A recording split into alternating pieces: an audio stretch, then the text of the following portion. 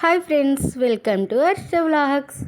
నేనైతే ఈరోజు mutton gravy curry లేదా మటన్ పులుసు అని అనుకోండి. మీరైతే తెలంగాణ స్టైల్లో చేసి చూపిస్తాను. సింపుల్ మసాలాలతో అసలుకి హడావిడి ఏం లేకుండా ఎంత బాగుంటుంది. టేస్ట్ అయితే అబ్బబ్బబ్బబ్బా వేరే లెవెల్ అని చెప్పొచ్చు. ముందుగా అయితే స్టవ్ ఆన్ చేసి స్టవ్ పైన కుక్కర్ పెట్టేసుకోవాలి. అందులో కొంచెం ఎక్కువ క్వాంటిటీలో ఆయిల్ వేసుకొని ఆయిల్ కాస్త వేడైన తర్వాత అందులో చెక్క, లవంగం, ఇలాచి, కొంచెం సాజీరా వేసి అవి కాస్త వేగిన తర్వాత అందులోనే 4 పచ్చిమిరపకాయ ముక్కలు అయితే కట్ చేసి వేసుకోవాలి. అవి కాస్త ఇట్లా మగ్గిన తర్వాత నెక్స్ట్ అందులో అయితే 3 ఉల్లిపాయ ముక్కలు అయితే చిన్న చిన్న మీడియం కట్ చేసి వేసుకోవాలి. అవి వేగేంత వరకు అయితే ఇక్కడ అమ్మ అయితే మటన్ అయితే క్లీన్ చేసేస్తుంది. మా అమ్మ మటన్ బాగా క్లీన్ చేసేసుకొని ఇదైతే 1/2 kg మటను. అవి కొంచెం మగ్గిన తర్వాత మరీ ఎక్కువ మగ్గాల్సినంత అవసరం లేదు, ఎందుకంటే మటన్లో ఎక్కువసేపు మగ్గుతాయి కాబట్టి ఆల్మోస్ట్ మగ్గిపోతాయి అని చెప్పేసి అమ్మ అయితే అట్లనే చేస్తుంది. మటన్ ముక్కలు అయితే అందులో వేసేసుకోవాలి.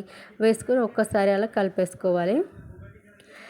నిజం చెప్తున్నాను, ఈ మటన్ గ్రేవీ అయితే ఎంత బాగుంటుందంటే వేడి వేడి అన్నంలో అయినా బగారా రైస్లో అయినా వేసుకొని తింటే వేరే లెవెల్. అసలు ముక్కలు ఏం లేకుండా ఉట్టి షోర్వాతోనే తినేయచ్చు, అంత బాగుంటుంది. అందులోనే అమ్మ కొత్తిమీర, పుదీనా అయితే వేసేస్తుంది.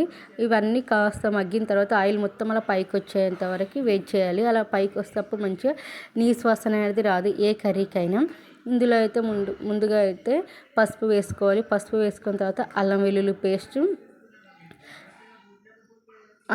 పేస్ట్ వేసుకొని తర్వాత సాల్ట్ వేసుకోవాలి. మన టేస్ట్కి సరిపడా సాల్ట్ ఇప్పుడే వేసేసుకోవాలి.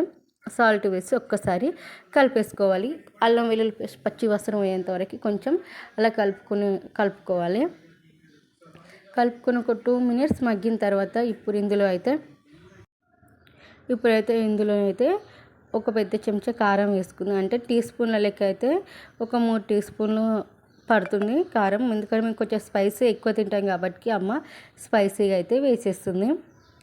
కారం గిట్ట వేసి ఒక 2 minutes అలా మగ్గించిన తర్వాత వాటర్ అయితే పోసుకోవాలి.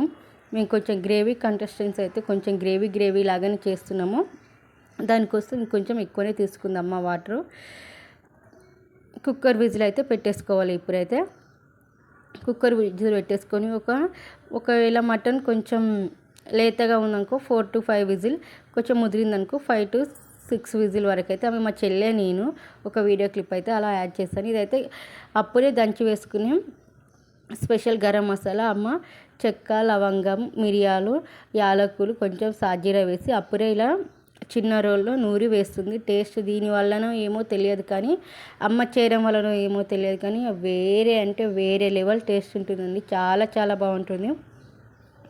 అలా విజిల్ వచ్చిన తర్వాత కుక్కర్ మూత అయితే ఓపెన్ చేసేసుకొని ఒక్కసారి కలిపేసుకోవాలి. చూడండి, చూస్తుంటే ఎంత యమ్మీ వాయిస్ ఓవర్ ఇస్తుంటేనే నాకైతే నోట్లో అయితే లాలాజలం అలా ఊరిపోతుందండి. ఇలా మసాలా పౌడర్ అయితే వేసేసి అమ్మ ఇప్పుడే రెడీ చేసిన మసాలా అయితే వేసి ఒక్కసారి కలిపేసుకొని దింపేసుకొని వేడిగా అన్నంతో కానీ, చపాతీతో కానీ, బగారా రైస్తో కానీ, రాగి సంగటితో కానీ చాలా చాలా బాగుంటుంది.